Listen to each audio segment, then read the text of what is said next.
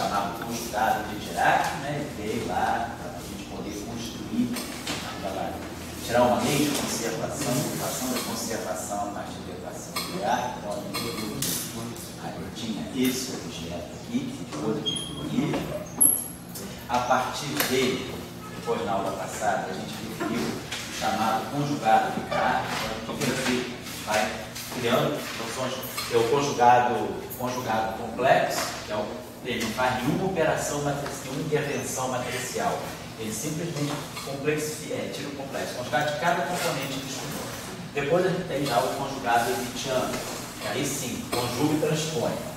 Mas a gente viu que o conjugado hermitiano não é suficiente para poder extrair a equação de conservação da equação de Dirac. Devido ao fato, né, da matriz gama zero ser hermitiana, mas as matrizes espaciais serem anti-hermitianas. Então, isso nos levou a definir esse chamado conjugado de Dirac, que corrige, né, o conjugado hermitiano à direita aqui por esse gama zero. Mas na aula passada, a gente descobriu uma simetria da equação de Dirac, uma invariância da equação de Dirac, né, frente a um conjunto de transformações que a gente fez. A gente tirava o conjugado de Dirac da equação de Dirac, transpunha e introduzia aquela chamada, né, matriz de conjugação de carga, que é uma matriz que existe na álgebra do Newton, é uma matriz unitária com propriedade de antissimetria também, e que se relaciona, né, faz uma transformação de equivalência entre as matrizes gama, né, conjugadas, transpostas, né, e as matrizes gama do sentido original. Então, esse gama mi, esse mi que eu estou colocando aqui pode ser zero, e tudo, a coordenada temporal vale para todas as componentes. Toda e qualquer matriz gama satisfaz essa condição de matriz de conjugação de carga. Então, isso define para nós a matriz de conjugação de carga. Na aula passada, inclusive, nós tiramos expressões explícitas, né, para a matriz de conjugação de carga, tanto na representação do Dirac quanto na representação de carga. E aí a gente definiu, a partir dessa matriz de conjugação de carga, a gente viu que havia invariância, a equação de Dirac, ela fica perfeitamente invariante se nós fizermos essa operação. Definimos esse objeto aqui, que é o chamado conjugado de carga, e aí a gente vê que esse objeto aqui satisfaz a mesma equação. Eu tenho que I H cortado, gama zero, dividir C,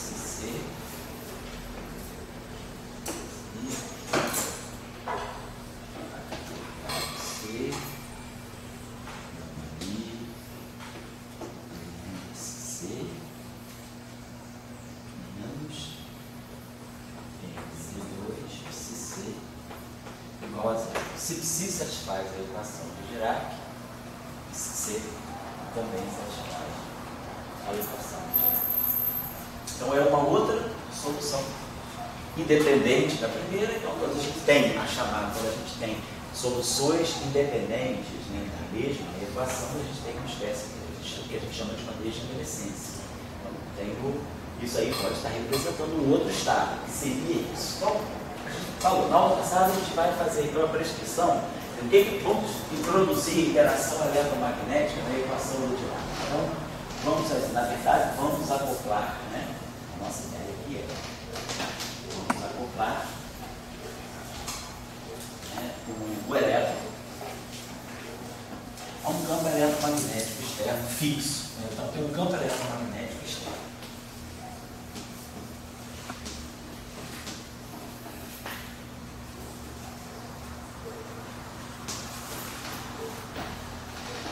A gente, em geral, chama esse campo na linguagem, assim, no jargão da teoria de campo, mas no jargão da teoria de campo, a gente fala, quando a gente pega um campo externo, né, que externo é o problema, a gente coloca um sistema naquele campo externo, a gente chama esse campo externo de campo de fundo, né, fixo ou chamado campo externo, fixo, né, quer dizer, campo externo de fundo, chamado background do campo de fundo. Então, vamos colocar no campo eletromagnético fundo, isso está significando o seguinte: o campo eletromagnético é forte o suficiente para, quando a gente for estudar o elétron nesse campo, o elétron vai gerar o seu campo também, mas ele não é capaz de modificar o campo de fundo. O campo de fundo é forte o suficiente para não se deixar, a alteração que a partícula carregada colocada nesse campo vai causar é pequeno o suficiente para manter o que a gente chama de o campo de fundo. Ele é fixo, ele não é alterado pela introdução da carga de prova, que é a carga do elétron. Então a gente tem um campo eletromagnético externo, que eu vou chamar de campo de fundo. Esse campo eletromagnético externo, então, vai ser escrito pelo seu potencial eletrostático e pelo potencial vetor. Então, em princípio, a gente tem um E, tem um campo elétrico e um campo magnético. O elétron está sujeito a um campo eletromagnético externo completo, né? Dois potenciais aí.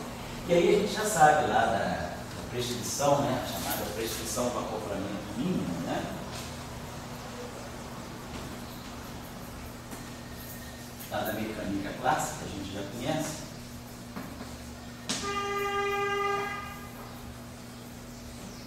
Consiste, né, em nós pegarmos a energia.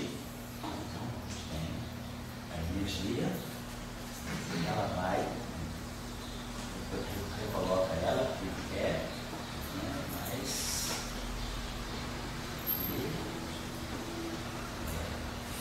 aqui eu estou colocando a seguinte convenção: Q é o valor da carga. Tá? Então a carga pode ser 1, pode ser menos 1. Não é a carga do elétron no sentido do sinal, é a carga fundamental, mas imóvel. Né? Então esse para nós aqui, ele é tomado como 1,6 vezes 10 a menos 19 coulomb. É o módulo, vamos dizer assim, da carga do elétron. Então, se o Q for 1, se o Q for 1, eu tenho uma carga positiva. Se o Q for menos 1, então vou colocar desse modo, coloca que é, e o valor da carga vai ser definido. E o momento, como a gente sabe, ele vai para T mais T A. Então a gente tem essas prescrições, essas chamadas substituições. Se a gente olhar agora, isso aí é da mecânica clássica, né? A gente sabe que a gente tem uma Hamiltoniana, né? Uma partícula livre, H igual a P2, né? Sobre 2M. Então a gente faz a prescrição, a gente substitui. O Hamiltoniano é energia, então a gente substitui o Hamiltoniano por H mais E. Substitui o momento T mais T.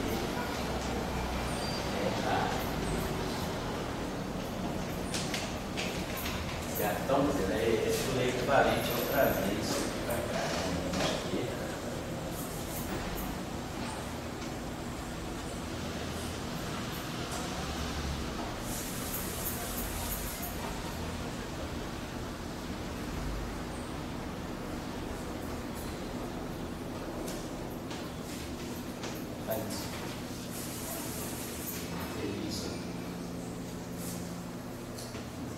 Só para relembrar. Mas para nós o que é importante é que a gente está lidando com o operador já com a representação da energia do momento, em termos, né, do princípio da correspondência, em termos de operadores diferenciais. Então vamos fazer a seguinte coisa, vamos já pensar. A energia é I H cortado de a nossa energia é I H cortado de Então isso aqui vai levar I H cortado de mais Q mais E, Q. Então, se eu divido tudo por H cortado, por IH cortado, né? Se eu divido por IH cortado, nós vamos ter DDT, que vai DDT. Aí, dividido por I, aqui fica menos I. Menos, né?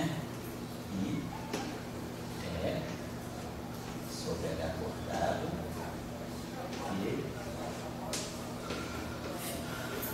Essa é a primeira, a gente vai na equação de Dirac, a gente vai substituir o temporal nesse modo aqui.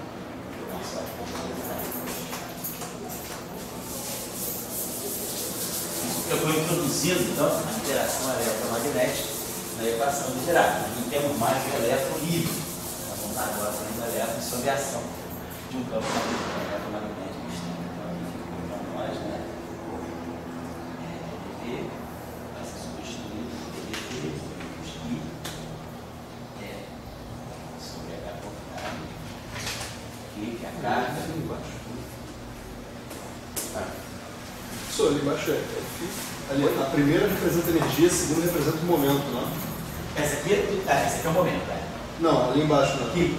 Essa representa energia. Esse aqui é energia, então só simplesmente. Só tirou o I, né? Tá. Okay. Agora vamos fazer esse aqui. Agora vamos fazer a parte do momento. O momento é menos I H cortado gradiente. Então o momento é menos I H cortado gradiente. Pensar assim, né? Então isso aqui vai menos I H cortado gradiente mais Continuou, vamos fazer a mesma coisa. Vamos dividir tudo, agora vamos dividir por menos I H cortado. O operador de gradiente, ele vai no próprio operador de gradiente, e aí aqui eu dividir, eu vou produzir, ao dividir por menos I, eu produzo mais um I, vai ficar mais I, sobre H cortado, e A. Certo?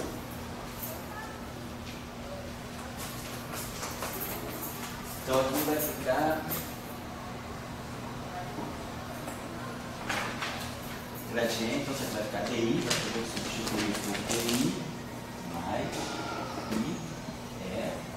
sobre H cortado Q, que é aqui o potencial A.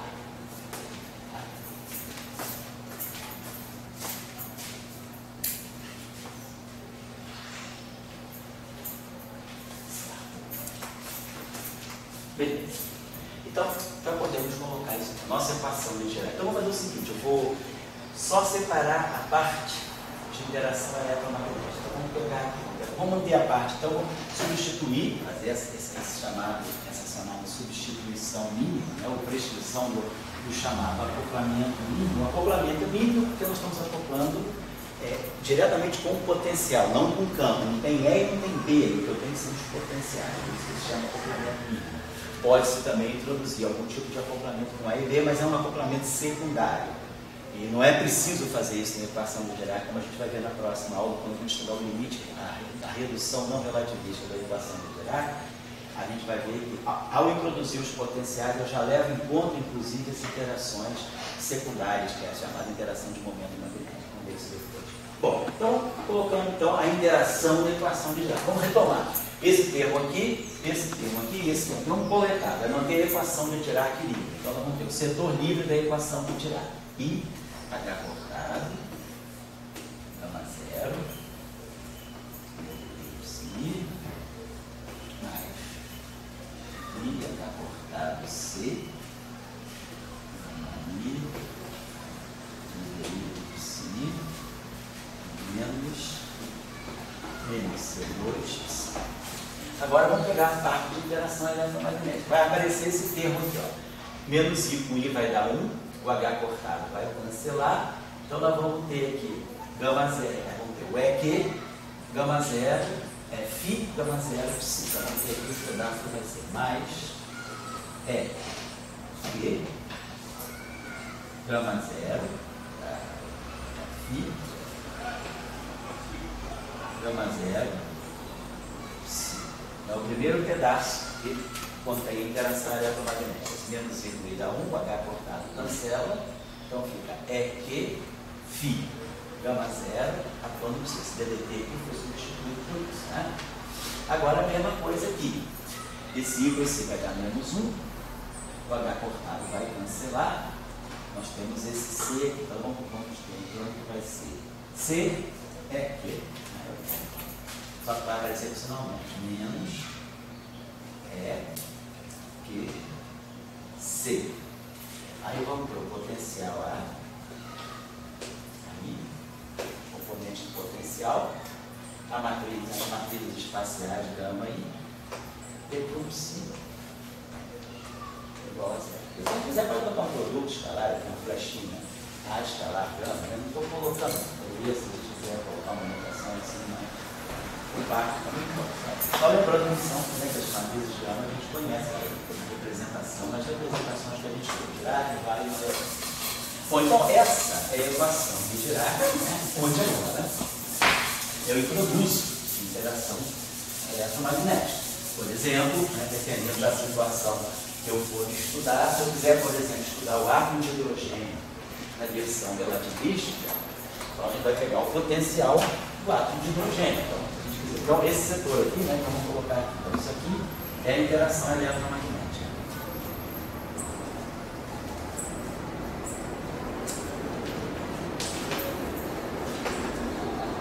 Interação eletromagnética.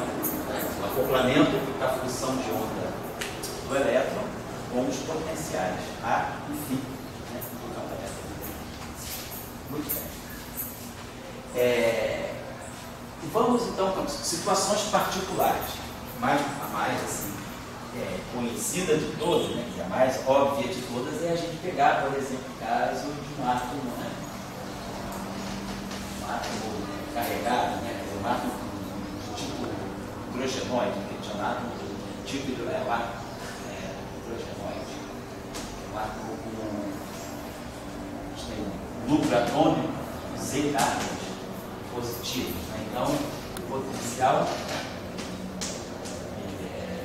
eu estou chamando esse E, né? Esse E para nós é a carga do elétron, né? A gente estava chamando de carga positiva, né? Então o potencial é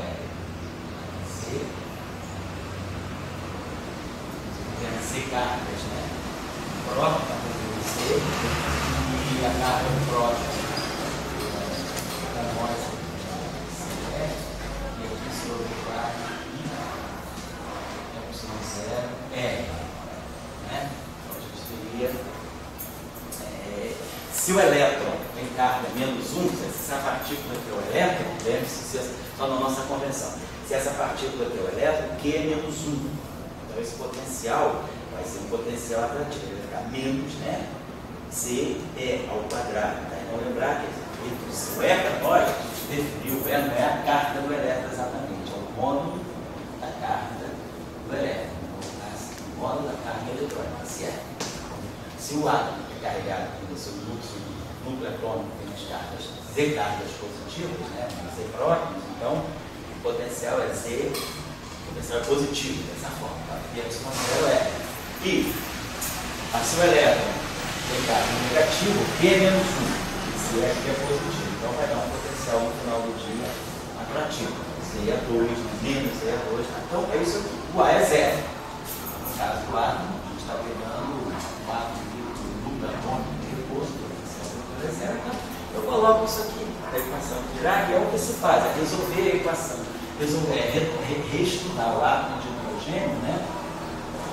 Reestudar, né, o átomo de hidrogênio no cenário da mecânica quântica de Dirac. Da mecânica quântica, o que a gente chama de mecânica quântica relativística, a equação de Dirac. E aí, isso é feito, não vou fazer aqui no curso, aí é feito em detalhes no livro do Greiner.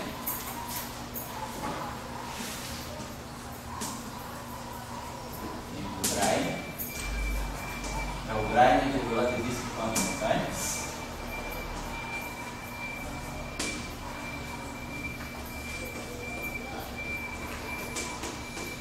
Tem também o Bjorn Drell.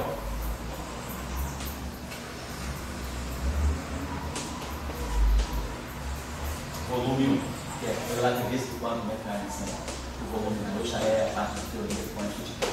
Então vocês podem ver todos os detalhes de como se estuda a redução do átomo de hidrogênio, as funções de onda, os níveis de energia. Não está tudo feito lá. Esse é um problema que está bem feito no livro.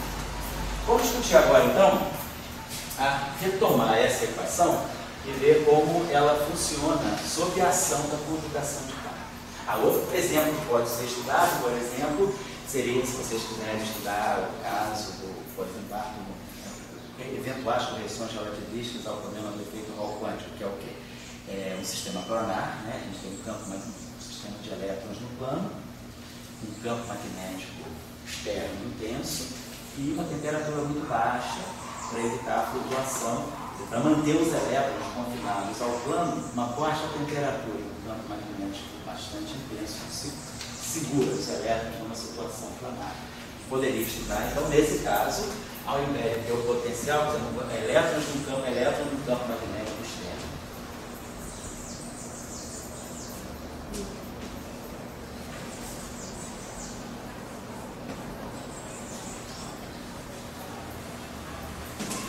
Tem um potencial elétrico zero, tem um potencial vetor. Se me lembro bem, se o campo eletromagnético externo uniforme é alguma coisa do tipo menos 1,5 de R vezes R. Se eu tirar o rotacional disso aqui, queremos dizer que, na verdade, P, né, que é o rotacional de A, é esse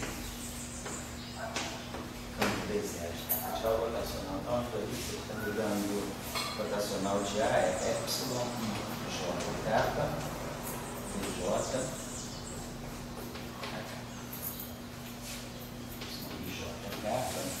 J, só que o componente A aí vai ser menos 1,5 do epsilon kappa Lm x componente L V0 componente L, né? Então vai ser os caras que vão ficar kappa, ficar delta de L,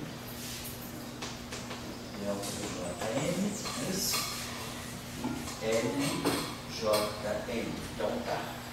Outra coisa, essa derivada batendo aqui vai me dar um delta de JL. Eu estou supondo que o campo elétrico, o campo magnético externo é uniforme, é constante. Então você vai me dar um delta de JL. Então perdão, L aqui vira J. Então L ficou J, então isso aqui fica esse menos, né, KJ é a mesma coisa que mais JK. Então tem JKM, JKI, isso aqui dá 2 delta de IN, vamos ter o sinal menos mesmo, só para dar o sinal correto para vocês. Então, por exemplo, nessa situação, a gente vai poder estudar. Vamos estudar o átomo de hidrogênio, o elétron em presença de um campo magnético externo. Então, esse termo aqui é zero, e agora quem vai entrar aqui vai ser esse A que nós conhecemos, que é esse potencial vetor aqui, nessa forma, onde o R, o B é constante. É como se a gente tivesse algo meio tipo oscilador harmônico, tipo oscilador harmônico. A gente tem um potencial linear, né? Potencial que é linear. O oscilador harmônico seria. Está certo. Muito bem. Então, acho que. Bom, se bem que vai aparecer algo tipo oscilador harmônico. Observe se a gente tem esse A. Não vai ter. Isso. O problema é general.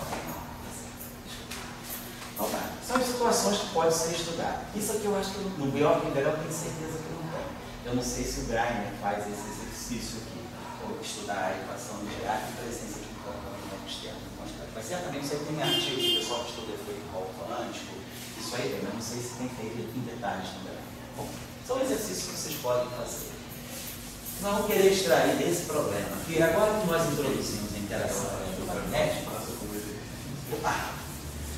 então, agora que nós introduzimos a interação eletromagnética, vamos ver como é que fica a operação de conjugação de carga na equação de Dirac.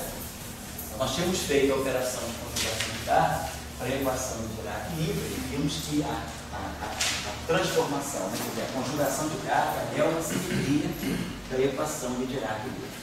Vamos então refazer o exercício. Como é que a gente faz a operação de conjugação de carga? Tem 3 etapas. A primeira etapa é tomar o conjugado de Dirac de toda a equação, barrar essa equação. Lembrando que os barrados, o gama zero e o gama i, são autoconjugados de Dirac. Do ponto de vista hermitiano, não. Do ponto de vista do barrado, eles têm a mesma propriedade de transformação. Então, esse primeiro termo que vai ficar menos CH cortado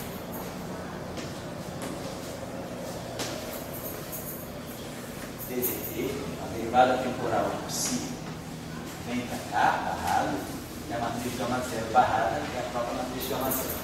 A operação do barrado pressupõe, né, dentro da operação do barrado tem um Hermitiano conjugado, portanto o sinal do I muda, por isso que o sinal do I vai mudando. Então, menos I, até cortado, C. Aí o gradiente do psi barrado e aqui as matrizes gama I barradas também. Menos MC2, psi barrado.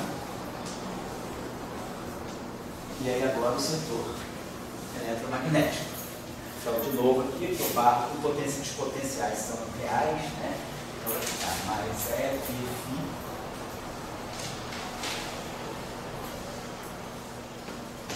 psi barrado, é uma matriz de 1 a 0, e menos FCA,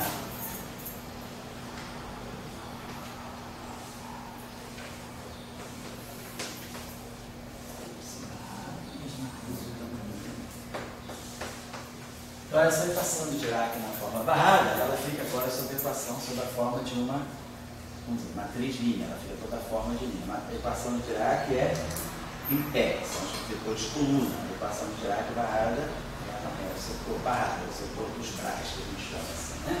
Muito bem, aí a segunda operação que a gente faz para ter a operação de Dirac é transpor a equação. Então nós vamos ter menos I, H cortado, agora esse vetor aqui é um vetor, né, derivada temporal do psi na forma aí, vamos transpor essa equação, vai ficar gama zero transposto, e aí aqui DT do psi barrado transposto. Tem dois T's rolando aí, o T temporário, derivada da T coordenada e o T transposição, acho que ninguém vai se confundir. Menos I, H cortado, C. Então, de novo, gama I transposto, gradiente do psi barrado transposto. Menos MC2, psi barrado transposto.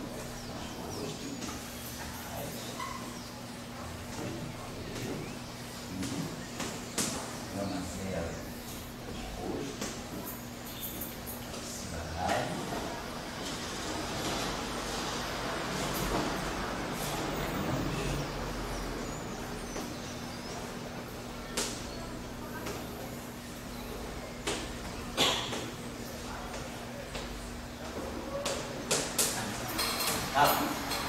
Só para lembrar também, para quem não está ainda muito acostumado, e está seguindo o curso, não está tendo muito tempo de estudar, só para não ficar perdido na notação, só lembrar aí que o barrado, né? Então, lembrar que já falou isso várias vezes, né? A definição dele é o conjugado hermitiano corrigido pela matriz gama zero. Então, o barrado transposto, transpondo essa equação, gama zero transposto. Agora, transposto do Dagger é só tirar o hermitiano, muito complexo.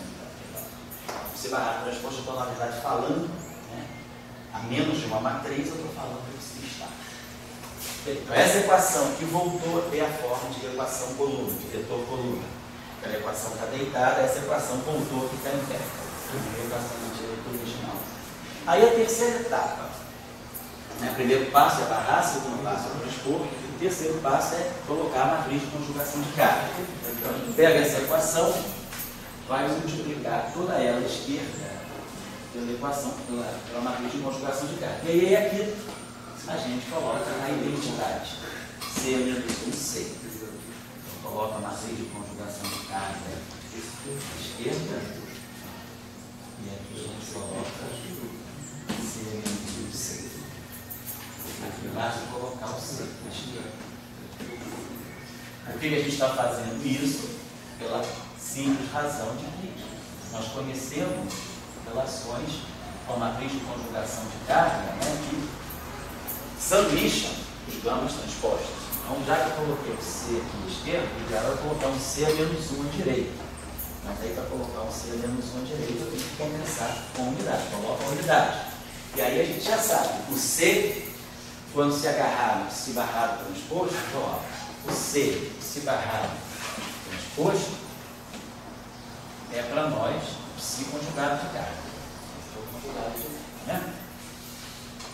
Então, que também pode ser escrito como C gama zero transposto psi estático.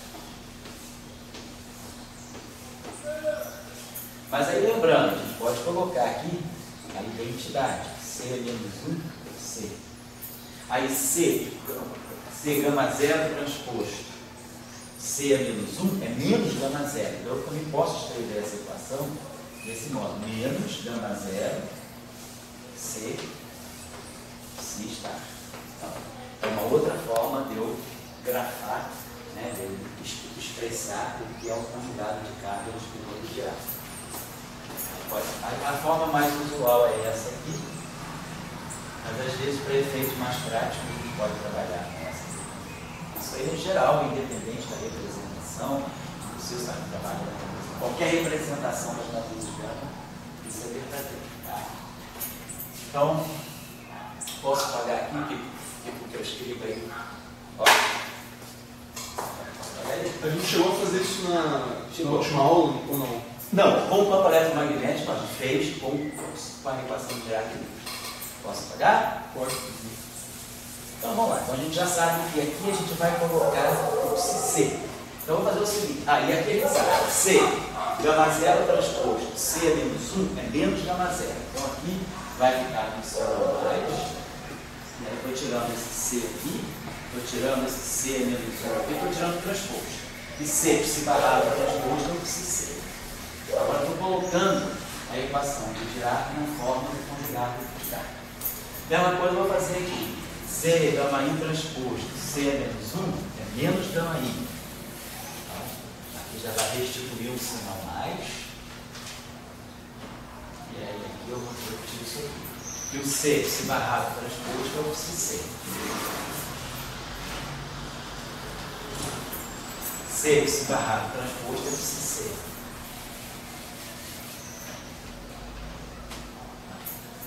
C, gama zero transposto, C menos 1 é menos gama zero. Menos gama zero. C, psi barrado transposto, é o psi C. C, gama I transposto, C menos 1 é menos gama I.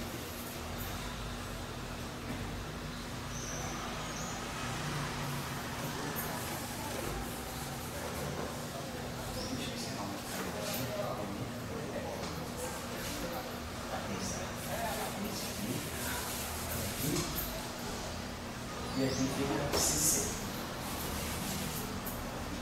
Então a gente chegou, depois da operação de concentração de carga, a gente chegou a essa equação de Dirac. Vocês estão observando que a parte livre, como a gente já sabia, não mudou.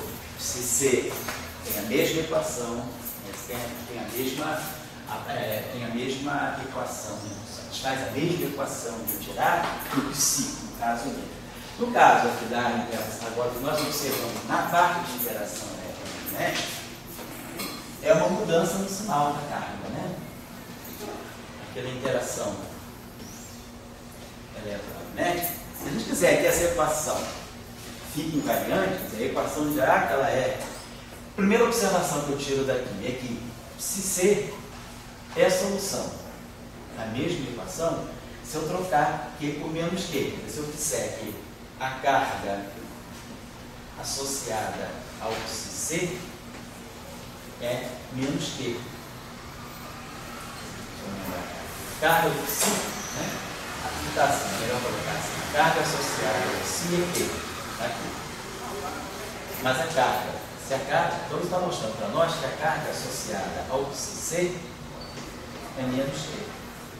Eu posso incorporar esse sinal, posso botar aqui o sinal mais, incorporar menos Q aqui.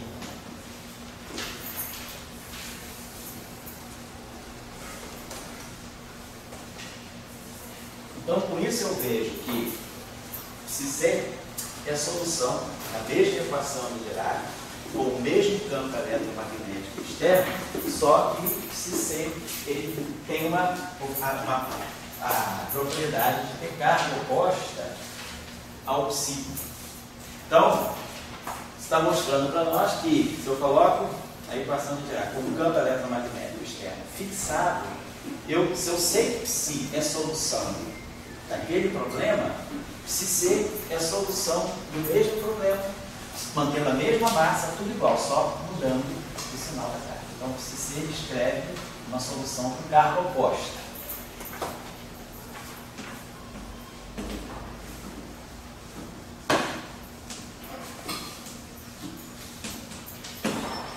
Ou, pode também colocar da seguinte maneira: a equação de Dirac, essa é a primeira observação que a gente faz aí. Ou eu posso dizer, não, se eu quiser, o que eu tenho que fazer com a equação de Dirac no campo eletromagnético externo para ela ficar realmente invariante? Então, a invariância, né, da equação do Dirac vai ficar invariante se eu mexer nos potenciais também. Então, se eu disser que a operação de conjugação de carga, ela pega o psi, como nós vimos, né, e leva no psi C. Mas aí, os potenciais eletromagnéticos, φ e A, do campo eletromagnético, ele também não é transparente à operação de conjugação de carga. Eu, quando faço a operação de conjugação de carga, estou, na verdade, invertendo o sinal dos potenciais. Então, se eu disser que eu tenho, se eu disser que eu tenho um φC, o φ conjugado de carga é menos φ. E o A conjugado de carga é menos A. Então, a conjugação de carga, ela atua também no campo eletromagnético, trocando o sinal. Então, eu posso dizer que esse menos Q, eu posso tirar esse sinal do menos Q, eu posso deixar aqui o Q, e simplesmente dizer que eu coloco aqui o psi-C. Tiro esse sinal do menos Q aqui e coloco aqui o campo conjugado. Então, se eu pegar a equação de Dirac em presença de um campo eletromagnético externo e simplesmente substituir o psi pelo psi conjugado e os potenciais eletromagnéticos, né, usando aquela restrição, φ é menos φC e A é menos AC, conjugação de carga, o campo eletromagnético é ímpar sobre conjugação de carga. Apesar do fóton ser neutro, eu estou mexendo na carga. Simplesmente a interação eletromagnética do elétron, né, com o campo eletromagnético é uma invariante de conjugação de carga se eu fizer simultaneamente essa transformação. Então, isso se chama invariância de conjugação. Depois da eletrodinâmica quântica, quando a gente estudar aqui no curso de campo, né, a eletrodinâmica quântica, ela vai ter essa mesma simetria. Só que aqui a gente está vendo a simetria de conjugação de carga na equação de Dirac, né, mas a conjugação de carga é uma simetria, né, que é a conjugação de carga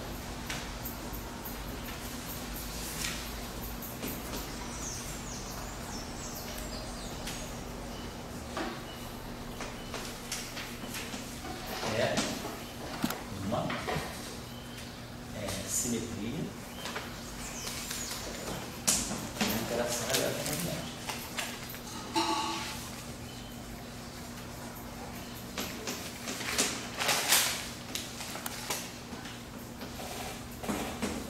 Certo?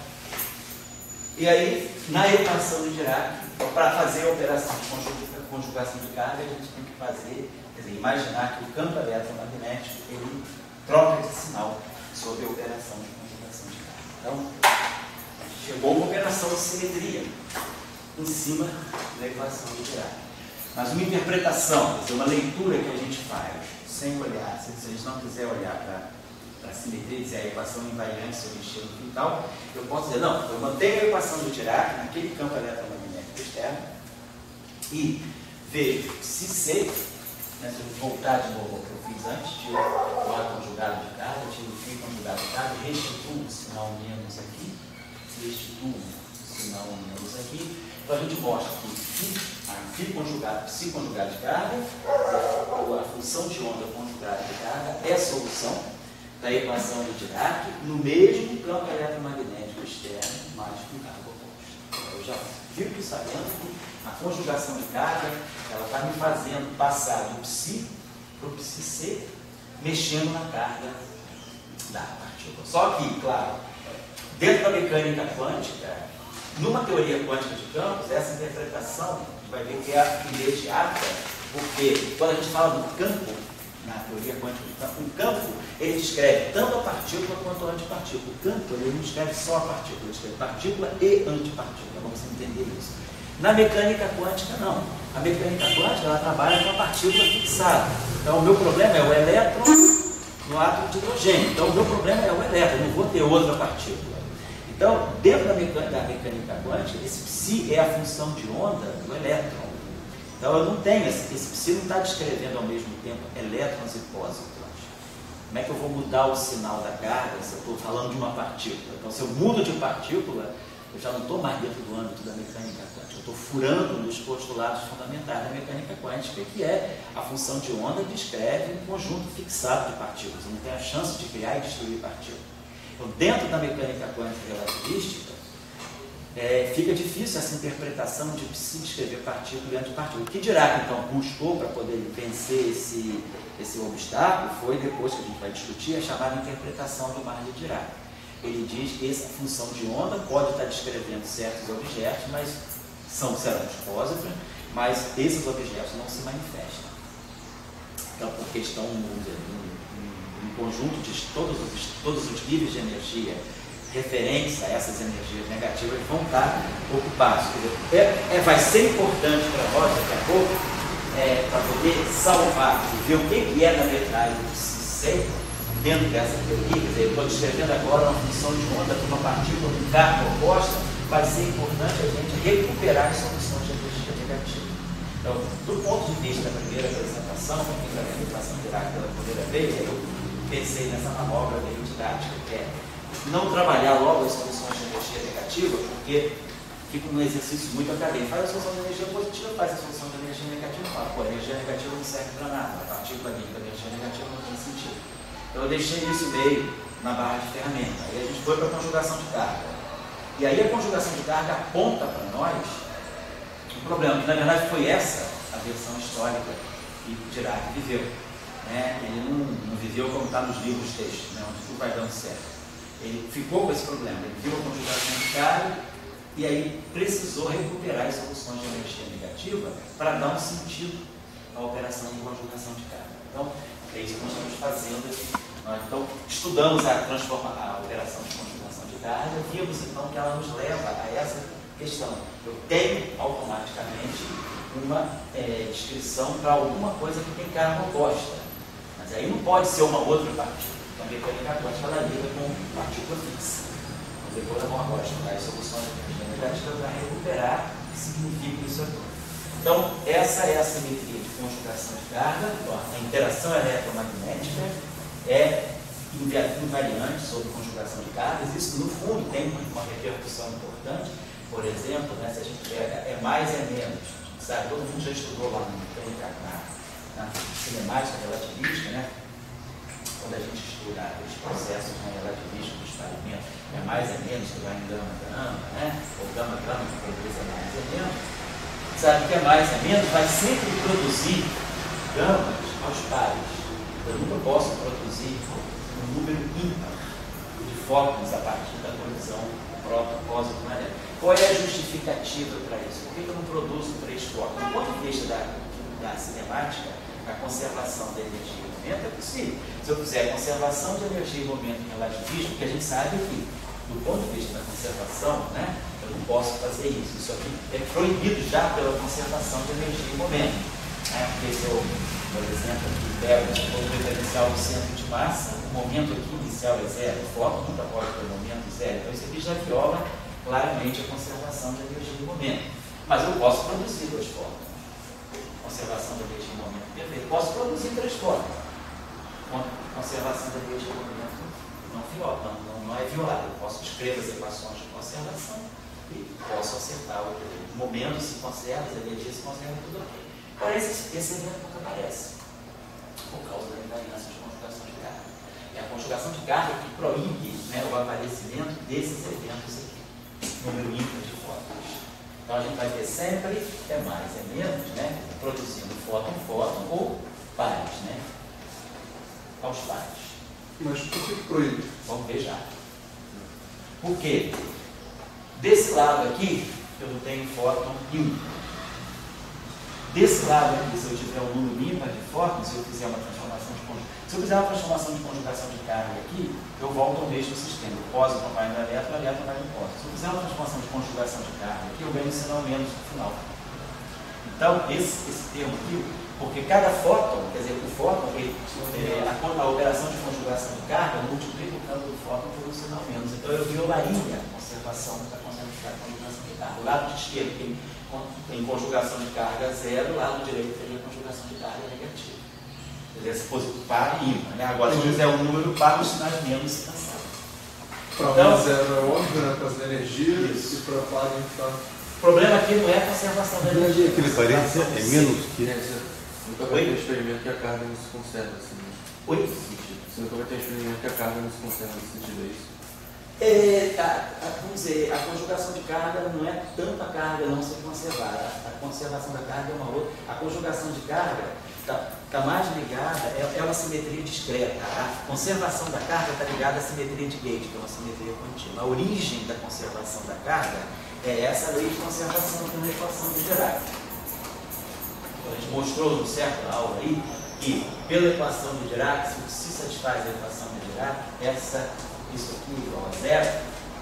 Então nós interpretamos que esse é o na verdade a gente tinha feito sobre DDT, duplicidade do psi, mas era algo desse tipo, mais a divergência do psi barrado gama do psi igual a zero. Então, tem uma lei de conservação, é essa lei de conservação que está por trás da conservação da carga. A conjugação de carga é o que a gente chama de uma simetria discreta. Então, ela tem uma outra origem. Então, nós temos três simetrias discretas em física de partículas que são importantes para não ter estudado a equação de Dirac, que é a conjugação de carga, a paridade e a chamada reversão temporal. Então, essas são três simetrias discretas que não são continuamente, não podem ser obtidas por transformações contínuas. A conservação da carga não está aqui, está numa chamada simetria de Gauge, certo? Então, a conjugação de carga ela está mais ligada a essa relação partícula e partícula. Já vou só para terminar. Então, quem ouvir falar na eletrodinâmica quântica, deve chamar de teorema de Curry. Na eletrodinâmica quântica, muitas vezes se faz bastante recurso ao teorema de Curry. O teorema de Curry justamente está dizendo isso. A conjugação de carga sendo uma simetria da interação eletromagnética, nós nunca vamos poder produzir a partir de pares elétrons pósitrons, nós nunca vamos poder produzir estados com número ímpar, né? De fótons e número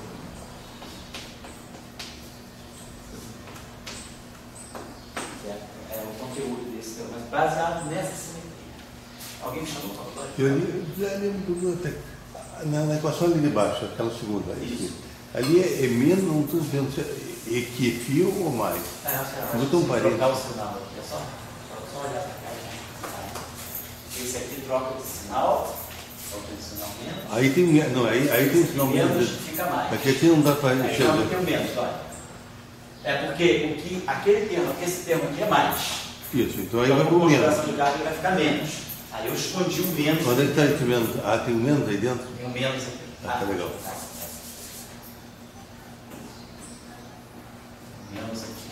E aqui é a mesma coisa, tem um menos aqui também. E aquele lá que era menos, ele passou a ficar mais. Bom? Então essa é a simetria de conjugação de carga da equação de Dirac. Deixa eu apagar isso aqui um pouquinho.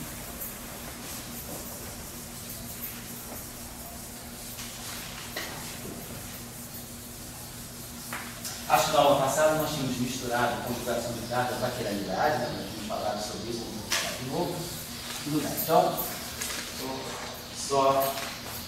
vamos só retomar isso aqui. Então, agora eu vou falar já da solução para energia negativa. Então, nós temos então, vamos botar, tá? A operação é essa aqui. Nós tínhamos visto na aula passada que na representação de Dirac, né, C, a gente tinha calculado C, tínhamos visto quem era C na representação de Dirac. Se não me engano, tá? Alguma coisa como gama 2, gama 0, você pode consultar aí para mim. A gente tirou a expressão explícita do C. representação do Dirac. Deixa eu dar uma olhadinha. É para não fazer de novo, senão a gente vai.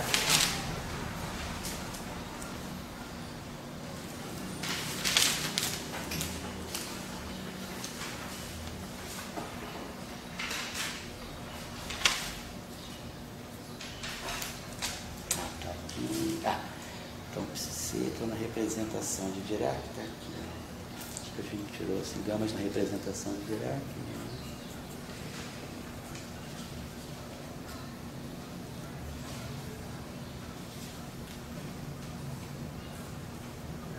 Isso mesmo, gama 0, gama 2, menos gama 0, C, tá certo. Menos gama 2.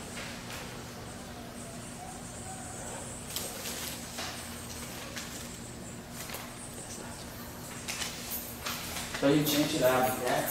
Nós tínhamos visto isso aqui, né? Do que é fundamental, só para lembrar vocês aqui, que as matrizes satisfazem essa condição que C, gama 0 transposto, C menos 1 igual a menos gama 0. C, gama 1 transposto, C menos 1 igual a menos gama 1.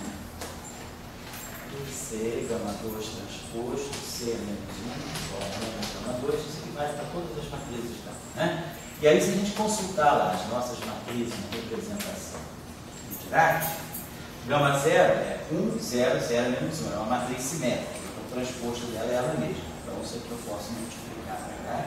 E aí, a gente vê, a matriz C ela tem ganho comutável com gama 0. A matriz gama 1 é 0, sigma x, menos sigma x. Ela é antissimétrica. Então, aqui ganha um sinal menos, que vai compensar com esse sinal menos aqui. E aí, eu posso multiplicar por C. Então, a matriz de conjugação de carga comuta com gama 1.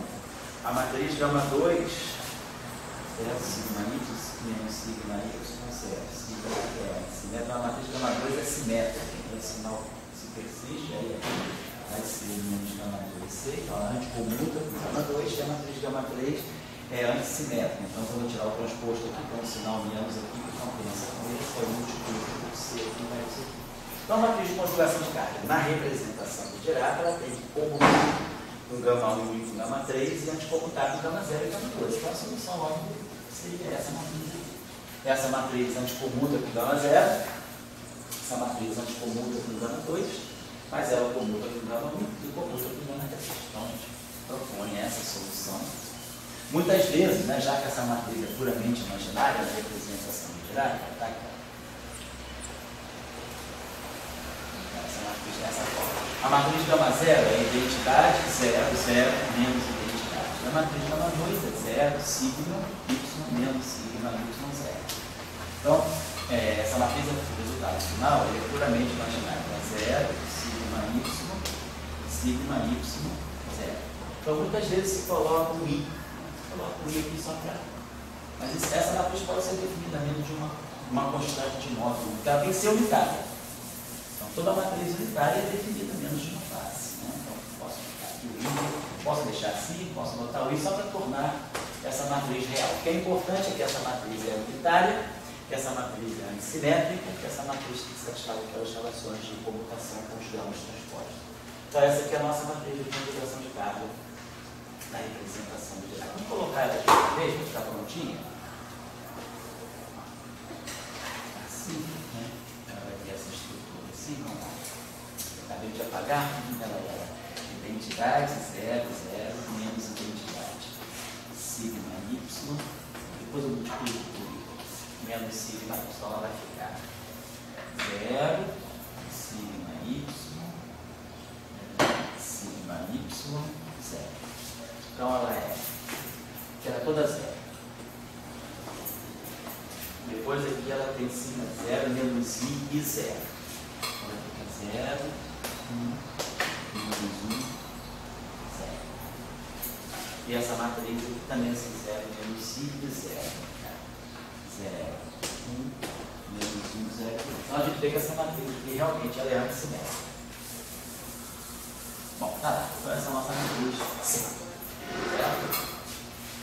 Vamos observar a ação da conjugação de carga. Por exemplo, lembro que quando nós trabalhamos no referencial de repouso do elétron, nós pegamos essa solução de energia positiva, por exemplo. O elétron no referencial de repouso, Tem duas soluções independentes no referencial de repouso. Ou se depois a gente aprendeu também a fazer o boost, né? A gente sabia como passar o elétron do referencial de repouso para um referencial em movimento, aplicando aquele operador que nós tínhamos visto nas 2 aulas atrás. Então, só retomando aqui, o elétron referencial de repouso, se eu tiver a energia dele igual a mc2 e o momento zero. Então, nós já tínhamos visto que eu tenho 2 tipos de solução. Eu posso, por exemplo, ter essa solução aqui, 0, 0, 0. Tá? Então, se eu fizer a conjugação de carga nessa solução, eu vou ter então esse conjugado de carga. A gente tem 2 soluções, vamos chamar essa solução aqui de U1. E depois tem a solução que é U2, que é 0, 1, 0, 0. Então, se eu pegar o conjugado de carga dessa solução, eu vou ter que pegar, na verdade, qual é a operação que eu tenho que fazer? Só colocar aqui C, psi barrado, psi dá gama 0 transposto. Então, fica C, gama 0 transposto, psi estar. Mas aí a gente já tinha visto que o C gama 0 transposto, eu boto C menos 1 aqui, boto C, então fica menos gama 0 C. Então, você pode sempre escrever essa equação aqui também desse modo, menos gama 0 C psi estar. Então, se eu agora voltar, então que aí meu conjugado de carga vai ser menos gama 0 C 1 estar. Forma de colocar o conjugado de carga. Mas agora eu sei que é MC, a representação de Dirac. Isso aqui foi feito na representação de Dirac. Essa solução. Nós trabalhamos as soluções da equação de Dirac com energia positiva na representação de Dirac das matrizes de gama. Então, eu tenho que usar agora a matriz de conjugação de carga nessa representação. Vai ter o I, gama 0, então aqui nós vamos ter menos gama 0, aí vamos ter o I, né? Menos I. E gama 0 e C, gama 0 gama 2. E aí aqui o 1 está. Então, gama 0 ao quadrado é identidade. Então isso aqui vai ficar menos I gama 2. Né? Vamos ver quem é a matriz gama 2. Só lembrar. Então isso aqui, né, na representação de Dirac, colocando aqui essa matriz de conjugação de carga na representação de Dirac, né, vai sobrar aqui menos I gama 2 com 1 está.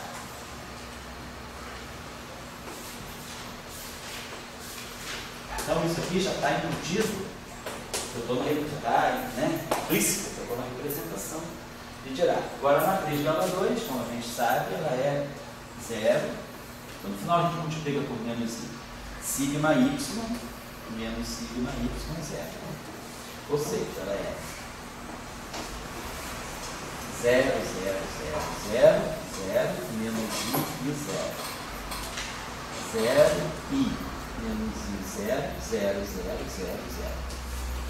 Essa aqui é a matriz sigma gama 2. Depois a gente multiplica por menos I. Então, quando eu multiplicar essa matriz aqui por esse vetor aqui, ó, o estar, ele é real. Então, vai dar, primeiro termo vai dar 0, segundo termo vai dar 0, terceiro termo vai dar 0, vai sobrar só o quarto termo. Então, vai ficar a menos de 1 termo, aqui é o menos I, né? Então, vai sobrar menos I, com menos I dá menos 1. Então, vai ficar 0, 0, 0, menos 1. Já embutiu menos I com menos I. Quando eu multiplicar esse menos I com esse menos I, vai dar menos 1. E é justamente isso aqui que vai pegar esse 1 aqui. Então, o conjugado de carga da solução com 1 de energia positiva é esse aqui.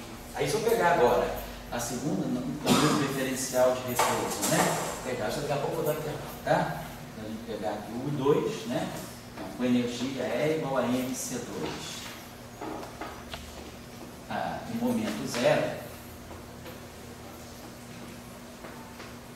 então nós vamos ter 0, 0, 0, 1, 0, 0. Então, quando eu fizer a conjugação de carga, nós vamos estar tirando o U2 conjugado de carga, que vai ser menos I, gama 2, já a representação do Dirac, obviamente, né? cortei aquela forma lá. Então vai ficar de novo aqui, 0, 0, 0, menos I, 0, 0 e 0. E aí aqui eu 0 I, 0, 0, 0, 0, 0. Então agora eu vou multiplicar, multiplicando isso aqui por menos I, aqui fica menos 1, aqui fica 1. Então, quando eu multiplicar agora isso aqui por 2, 0, 1, 0, 0, isso aqui vai dar 0, isso aqui vai dar 0, isso aqui vai dar 1. Então, a gente vai ter 0, 0, 1, 0. Tá?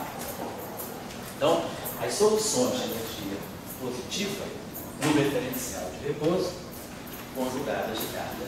Então, muito bem. Então, vamos só fechar esse parênteses aí. Eu vou fazer o seguinte, hoje, como eu não vou dar aula de 2 às 3h30, vou fazer meio corrido, né? Assim, fazer vou dar um intervalo daqui a pouco, daqui a 10h30, a gente começou 10h30, então 15 para meio-dia, eu dou um intervalo de 15 minutos, e aí a gente pega de meio-dia para 1 hora de certo? E libera vocês 1 hora, certo? Você não botou comida lá hoje não, né? Oi? Porque a geladeira está com porta fechada. Eu botei Não, comida lá. não, cheguei atrasado, cheguei Tá. na hora. Gabriel, tá, não vamos esquecer não. Vamos lá. Beleza, só vou dar a preparação para a gente ver o mercado. Então, nós estamos trabalhamos até agora, vamos só colocar as ideias no lugar. Nós trabalhamos as soluções com energia positiva e aí fomos estudar a simetria de conjugação de carga. Vimos que a simetria de conjugação de carga, ela também mexe com o campo eletromagnético e ela também está em interpretação de manter o campo eletromagnético, mas trocar o sinal da carga.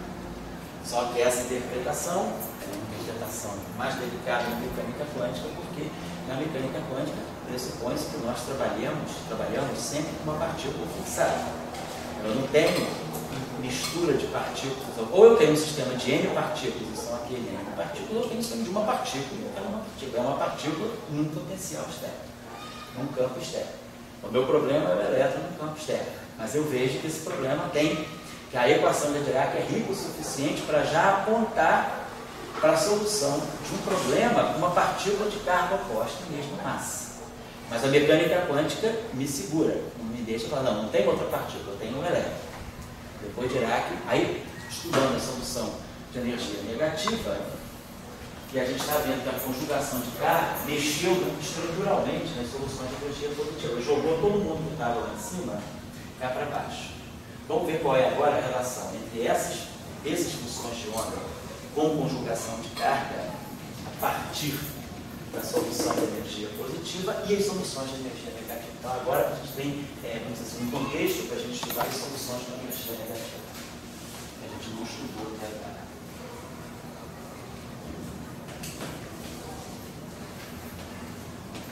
Porque nós estudamos por uma questão de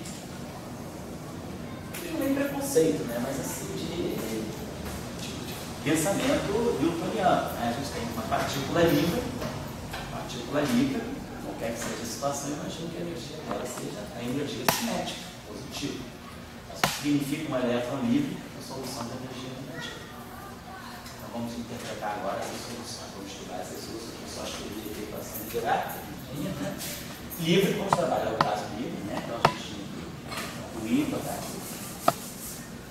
E dado 0 desse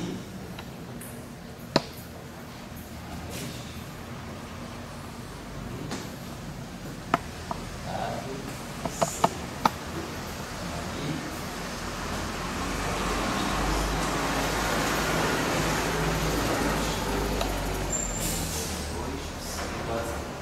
então vamos passar por espaços de momento, né? Eu vou colocar aqui, então, I está cortado DDT energia. Energia, vezes 0, psi. Vamos botar aqui, estou colocando cetil Eu estou supondo agora soluções do espaço de momento. Supondo que eu fiz uma transformação de Fourier, apliquei aqui, quer dizer, substituí o psi pela sua representação de Fourier, só para lembrar vocês, né? O psi tem 4 componentes: componente psi alfa e psi de tx. Vamos usar aqui a nossa representação de Fourier. Nós temos a representação, né, no setor das frequências, né, então é ômega, sobre 2π, e a parte, né, de expansão dos momentos. E aí aqui nós vamos ter o psi alfa, as transformadas de Fourier do psi, né, aqui com frequência ômega, o vetor de onda K, e aqui a onda plana, I, K x, menos ômega t. Depois a gente faz isso, né? Então, vamos pensar aqui que eu posso colocar isso aqui, eu posso escrever isso aqui como sendo P sobre H cortado, né? P sobre H cortado, K. Aqui a frequência é sobre H cortado, que a gente está fazendo aqui. Então, isso aqui é o psi, visto, né, na sua forma de Fourier. Então, quando eu colocar no psi, eu estou fazendo aquela expressão lá, I, H cortado, H mais L. Quando eu derivar em relação ao tempo, eu vou produzir menos I sobre H cortado. Mas se eu vou derivar em relação, aqui não tem dependência temporal, então a derivada do tempo vem aqui. Mas aí a derivada do tempo vai manter a onda plana e vai produzir menos I sobre H cortado. Então, menos I com I vai dar 1, o H cortado cancela, então eu vou H mais L. Quando eu pegar o gradiente vai produzir um I P sobre H cortado. Então, o I vai dar menos 1, então vamos ter aqui menos, né? O H cortado cancelou, então vai ficar menos C, T, T, gama. Não, aí, posso botar assim. Posso botar aqui, T, menos gama está lá. E menos entre aqui, claro, sentiu, onde vai ter uma equação, né? Os traços de Fourier. O pessoal fazendo uma transformada de Fourier da equação integral. Menos N. A expansão de onda plana, aquilo que a gente fala na física 4, né? Quando a gente eu pego uma solução de onda plana, do plano é zero, kx menos ômega t.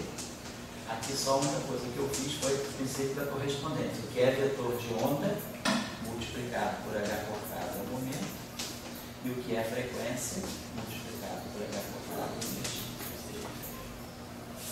Então, eu estou com a equação.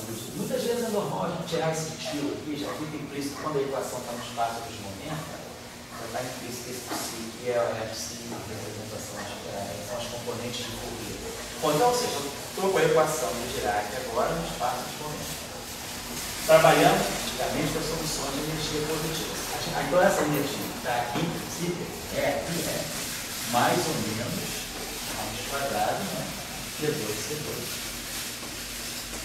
M2C4. A gente já sabia, da equação de Dirac, eu aplico aquele conjugado do operador de Dirac, ganho da Lambertiana. Acho que aí vocês estão lembrados, né? A gente multiplica, aplica aquele operador, isso aqui com sinal trocado, isso aqui com sinal trocado, isso aqui com o mesmo sinal, e aí a gente ganha P2, P2C2, P2C4. Então, é implícito que aquela energia é livre, aquela energia é aplicada ao momento dessa forma.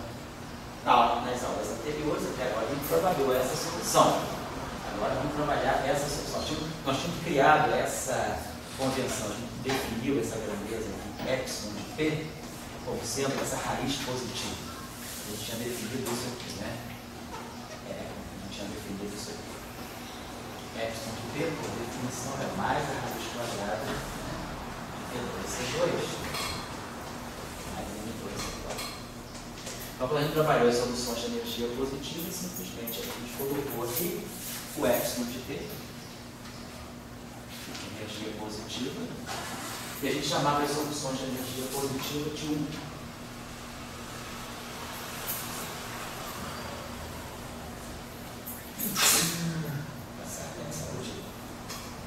A solução de energia positiva de 1.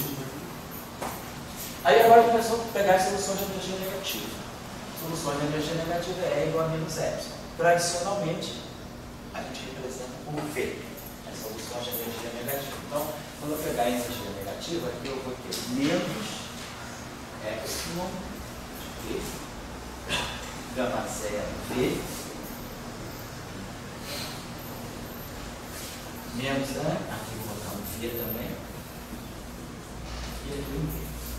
Então agora nós estamos trabalhando, quer dizer, a equação de Dirac para as soluções de energia negativa, a gente ganha um sinal menos aí, que a gente define, né? Essa grandeza como sendo esse epsilon como sendo a raiz positiva, né? E aí a gente mantém soluções de energia positiva com esse valor e soluções de energia negativa, a gente não deixa um E implicitamente negativo.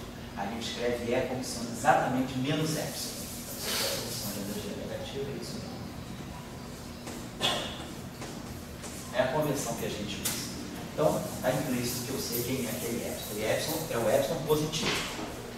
Essa energia aqui é a grandeza da raiz positiva. Tá? Mas aí a equação de Dirac ficou toda com sinal menos que o fatório.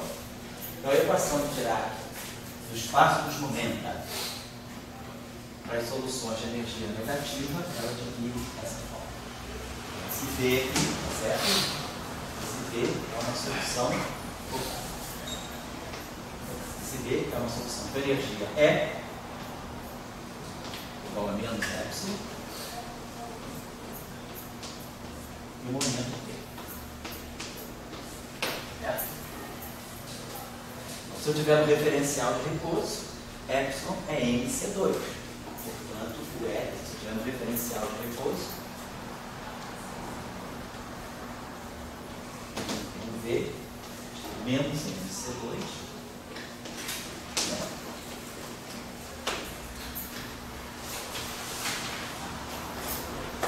Referencial de repouso, isso aqui é MC2, tá? Porque o sinal menos que tinha aqui cancelou com todos os menos que tinha aqui. Então, quando a gente escrever essa solução,